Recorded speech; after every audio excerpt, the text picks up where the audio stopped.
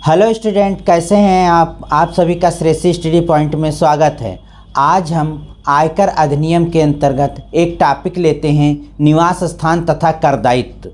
यानी एक व्यक्ति भारत में भी रहता है और विदेश में रहता है, कहाँ पर कर देगा, भारत में कमाई गई आय पर देगा या विदेश। तो उसके लिए हमको निवास स्थान तथा कर दायित्व को समझना पड़ेगा आयकर अधिनियम के अंतर्गत। रेसिडेंस एंड टैक्स लायबिलिटीज़, इसमें सबसे पहले हम देखेंगे कि करदाताओं का निवास स्थान, फिर निवासियों के प्रकार को हम जानेंगे, तभी अच्छे से क्वेश्चन हल कर पाएंगे। फिर इसके बाद निवासियों के प्रकार में आते हैं resident, not ordinary resident, non resident, साधारण निवासी, असाधारण निवासी, अनिवासी। इसके अंतर्गत एक व्यक्ति भी हो सकता है, एचयूएफ संयुक्त हिंदू परिवार, फर्म या व्यक्तियों का संघ या कंपनी, इन तीनों के बारे में जानेंगे। लेकिन इस वीडियो के अंतर्गत हम केवल व्यक्ति के बारे में ही अध्ययन करेंगे। एक करदाता अपनी आय भारत में अथवा विदेश में अथवा दोनों स्थान पर कमा सकता है। यानी एक करदाता अपनी आय भारत में अथवा विदेश में अथवा दोनों स्थान में कमा सकता है। उसकी कमाई गई कहाँ आय कर योग्य होगी, वह उसकी निवासीय स्थिति पर निर्भर करता है। अब करदाताओं का निवास स्थान, करदाताओं का निवास स्थान में हम देखेंगे आयकर अधिनियम के अंतर्गत किसी करदाता का कर दायित्व उसकी गत वर्ष की निवासीय स्थिति, गत वर्ष यानी असेसमेंट ईयर के ठीक प्रीवियस ईयर को गत वर्ष कहते हैं, निर्भर करता है। निवासी स्थित गत वर्ष में उसके भारत में रहने के दिनों की संख्या पर निर्भर करती है। निवासी स्थित से तात्पर्य नागरिकता से बिल्कुल नहीं है, नागरिकता का कर भार से कोई संबंध नहीं है। यानी इसके अंतर्गत हमको निवास स्थान देखना पड़ेगा कि वह भारत में कितने दिन रहा है और विदेश में कितने दिन रहा है। एक भारतीय अनिवासी हो सकता है, पर एक विदेशी भारत का निवासी हो सकता है। यानी रेसिडेंट इन इंडिया हो सकता है, एक विदेशी व्यक्ति भारत का निवासी हो सकता है, लेकिन एक भारत में रहने वाला व्यक्ति भारत में अनिवासी हो सकता है। किसी व्यक्ति की निवासी स्थिति प्रत्येक वर्ष बदल सकती है, परंतु नागरिकता प्रत्येक वर्ष नहीं बदली जा सकती है।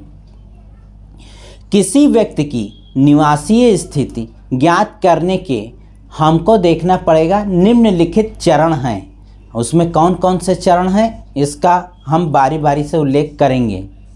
अब हम देखेंगे निवासियों के प्रकार। निवास स्थान के आधार पर करदाता निम्न श्रेणियों में विभाजित किए जा सकते हैं। धारा 6 के अंतर्गत, धारा 6 क्या कहती है? वे व्यक्ति जो भारत में निवासी हैं अर्थात साधारण निवासी हैं, person who are resident in India.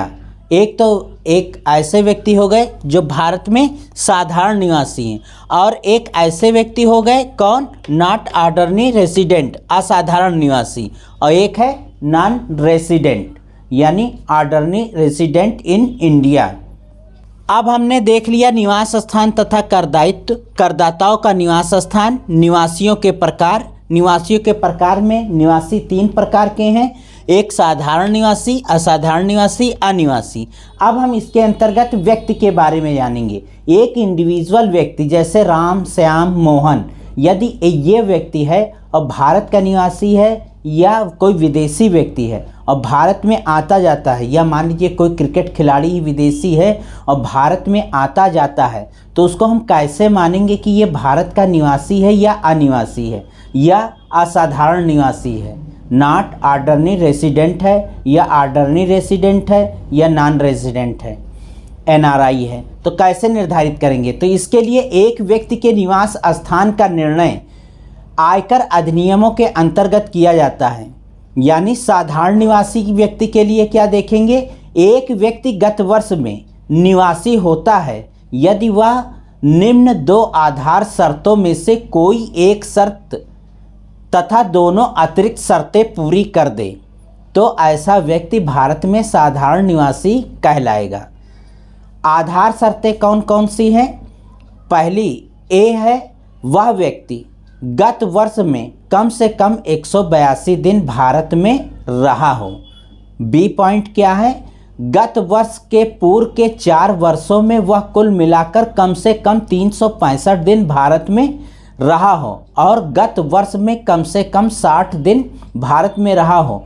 तो अब क्लियर हो गया कि वह व्यक्ति, ए पॉइंट में बताया गया कि वह व्यक्ति गत वर्ष में कम से कम, यानी गत वर्ष यानी 365 दिन में 182 दिन भारत में रहा हो और गत वर्ष के पूर्व के 4 वर्षों में कुल मिलाकर वो 365 दिन और गत वर्ष में 60 दिन भारत में रहा है। लेकिन इसके अंतर्गत कुछ शब्दों का स्पष्टीकरण भी कर लेते हैं। पहली आधार शर्त पूरी करना आवश्यक है। सबसे पहले किसी व्यक्ति के लिए पहली आधार शर्त पूरी करना आवश्यक है, क्योंकि बी का कोई महत्व नहीं रह जाता है। एक व्यक्ति जो भारत का नागरिक है यदि गत वर्ष में किसी भारतीय समुद्री जहाज के बेड़े के सदस्य के रूप में विदेश जाता है अथवा रोजगार एम्प्लॉयमेंट के लिए विदेश जाता है, अथवा एक व्यक्ति जो भारत का नागरिक है अथवा भारतीय मूल का व्यक्ति है और भारत के बाहर रह रहा है, यानी एक व्यक्ति जो भारतीय नागरिक है या भारतीय मूल का है, भारत के बाहर रह रहा है, गत वर्ष में भारत में भ्रमण के लिए आता है तो उसे कम से कम 120 दिन भारत में रहना आवश्यक है। यदि उसकी कुल आय विदेशी स्रोतों से आय छोड़कर 15 लाख से अधिक हो तो उसकी कुल आय 15 लाख से अधिक नहीं है तो 60 दिन के बजाय गत वर्ष में 182 दिन भारत में रहना आवश्यक है। इसके कुछ अपवाद भी हैं, जैसे ए पॉइंट के अंतर्गत रोजगार एम्प्लॉयमेंट में स्वयं का रोजगार तथा व्यवसाय एवं पेशा भी शामिल है, बशर्ते वह यह कार्य विदेश में करता है। भारत में ठहरने, अगर इसके अंतर्गत देखें तो भारत में यदि कोई व्यक्ति आता है तो ठहरने के दिनों की गणना आने और जाने दोनों दिनों की गणना की जाएगी। भारतीय मूल से क्या आशय है? भारतीय मूल से भी समझ लें। भारतीय मूल का वह व्यक्ति होता है जिसके माता पिता अथवा दादा दादी अविभाजित भारत में जन्मे हों, तो ऐसे व्यक्ति भारतीय मूल के व्यक्ति कहे जाएंगे। भारत में भ्रमण से आशय, भारत में भ्रमण से आशय किसी एक स्थान भी हो सकता है या कई स्थानों पर हो सकता है। गत वर्ष में लगातार 182 दिन भी पूरा करना आवश्यक नहीं है, वो बाहर जा भी सकता है और आ भी सकता है। वह गत वर्ष में उसको 182 दिन पूरा करना है। अतिरिक्त शर्तें, अब हम देख लें आधार शर्तों में से कोई एक शर्त और दोनों अतिरिक्त शर्तें। तो दोनों अतिरिक्त शर्तें क्या है?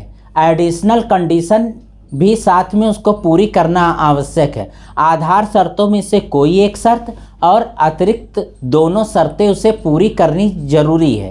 तो अतिरिक्त शर्तें कौन कौन सी है? पहला, वह गत वर्ष के पूर्व के 10 वर्षों में कम से कम 2 वर्ष भारत में रहा हो, और दूसरी कंडीशन ये है कि गत वर्ष के पूर्व के 7 वर्षों में वह कम से कम 730 दिन यानी 2 वर्ष भारत में रहा हो। हमें आशा है कि कर दायित्व के संबंध में आपका स्पष्टीकरण हो गया होगा, समझ में आ गया होगा। धन्यवाद।